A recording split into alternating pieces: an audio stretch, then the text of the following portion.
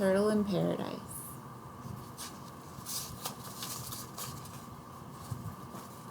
For Lindsay and Shanna, the original diaper gang. Conch. Pronunciation, conch. Function, it's a noun. Definition 1. Any of various large spiral-shelled marine gastropod mollusks, as of the genus Strombus. Definition 2. Often capitalized. A native or resident of the Florida Keys. Merriam-Webster's Collegiate Dictionary, 11th edition. June, 1935. Chapter 1. Rotten Kids. Everyone thinks children are sweet as Necco wafers, but I've lived long enough to know the truth. Kids are rotten. The only difference between grown-ups and kids is that grown-ups go to jail for murder. Kids get away with it. I stare out the window as Mr. Edgett's Ford Model A rumbles along the road, kicking up clouds of dust. It's so hot that the backs of my legs feel like melted gum, only stickier. We've been driving for days now. It feels like eternity. In front of us is a rusty pickup truck with a gang of dirty-looking kids in the back, sandwiched between furniture, an iron bed, a rocking chair, battered pots, all tied up with little bits of fraying rope, like a spider web. A girl my age is holding a baby that's got a pair of ladies' bloomers tied on its head to keep the sun out of its eyes. The boy sitting next to her has a gap between his two front teeth. Not that this stops him from blowing spitballs at us through a straw. We've been stuck behind this truck for the last few miles, and our windshield is covered with wadded bits of wet newspaper. A spitball smacks the window, and Mr. Edgett hammers the horn with the palm of his hand. The no-good boy just laughs and sticks out his tongue. There ought to be a law. No wonder this country's going to the dogs, Mr. Edgett grumbles. Mr. Edgett, you can call me Lyle, has a lot of opinions. He says folks in the Dust Bowl wouldn't be having so much trouble if they just moved near some water. He says he doesn't think President Roosevelt will get us out of this depression, and that if you give someone money for not working, why would they ever bother to get a job? But mostly Mr. Edgett talks about a new hair serum he's selling that's going to make him rich. It's called Hair Today, and he's a believer. He's used the product himself. Can you see the new hair, Turtle? He asks, pointing at his shiny bald head. I don't see anything. It must grow invisible hair. Maybe Archie should start selling hair serum. If his pal Mr. Edgett's anything to go by, most men would rather have hair than be smart. Archie's a traveling salesman. He's sold everything. Brushes, gadgets, Bibles, you name it. Right now, he's peddling encyclopedias. I could sell a trap to a mouse, Archie likes to say, and it's the truth. Housewives can't resist him. I know Mama couldn't. It was last May, one day after my 10th birthday, when I opened the door of Mrs. Grant's house and saw Archie standing there.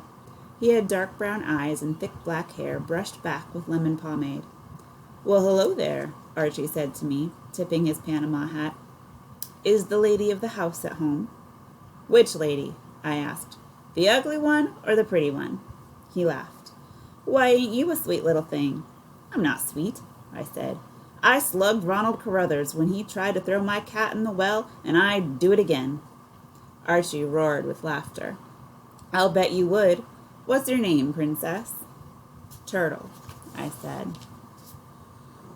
Turtle, huh? He mused, stroking his chin. I can see why. Got a little snap to you, don't you? Who's that you're talking to, Turtle? My mother called, coming to the door. Archie smiled at Mama. You must be the pretty lady. Mama put her hand over her heart. Otherwise, it would have leaked right out of her chest. She fell so hard for Archie, she left a dent in the floor. Mama's always falling in love, and the fellas she picks are like dandelions. One day they're there, bright as sunshine, charming Mama, buying me presents, and the next day they're gone, scattered to the wind, leaving weeds everywhere and Mama crying. But Mama says Archie's different, and I'm starting to think she may be right. He keeps his promises, and he hasn't disappeared yet. Even Smokey likes him, which is saying something, considering she bit the last fella Mama dated. Also, he's got big dreams, which is more than I can say for most of them. Mark my words, Princess, Archie told me. We'll be living on Easy Street someday. That sounds swell to me, but even I know there's going to be a few bumps on the way to Easy Street, and I'm sitting right next to one of them. You're like little orphan Annie and her dog, Mr. Edgett says, eyeing Smoky, who's curled up in my lap. You know, Annie's dog. What's its name? How can someone have opinions on baldness and not know the name of Annie's dog? She's the most famous orphan on the radio and in the funny pages. You know, the dog that's always with her. I look out the window. The one that's always barking. Sandy, I say. Right, Sandy, he says with a pleased look. What does Sandy say again? Arf, I say. That's good. Sandy says arf, Mr. Edgett chortles. Does your cat say meow? I roll my eyes. What happened to your cat anyhow? He asks with a sidelong glance at Smoky. She got the mange?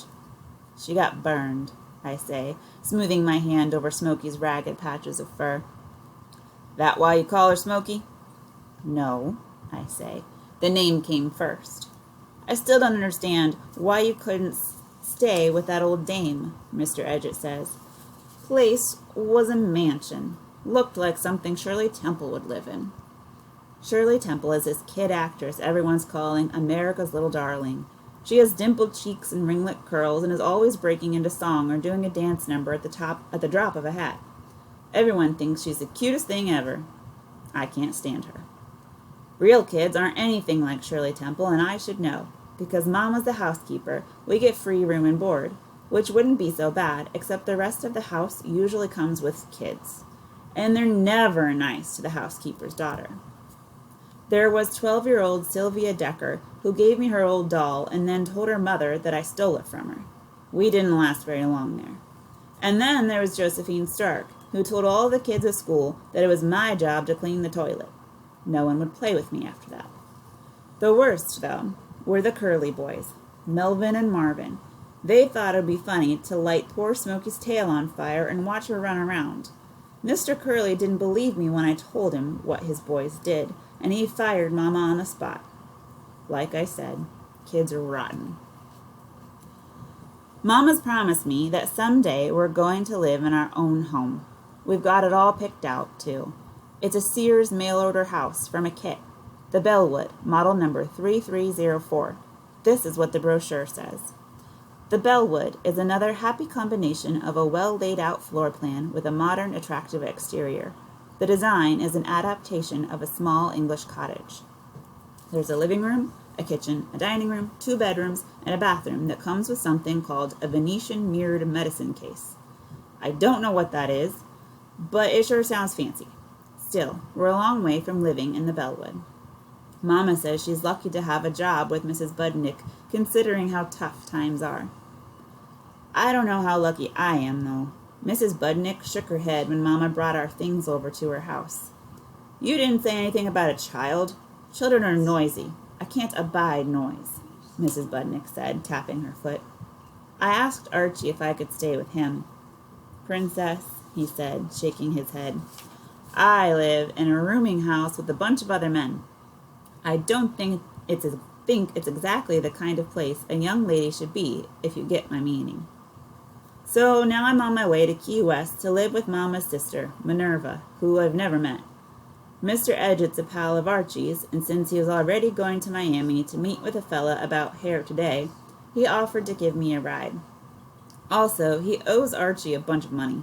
I guess hair today ain't exactly an overnight success. Mama thinks me going to Key West is a swell idea.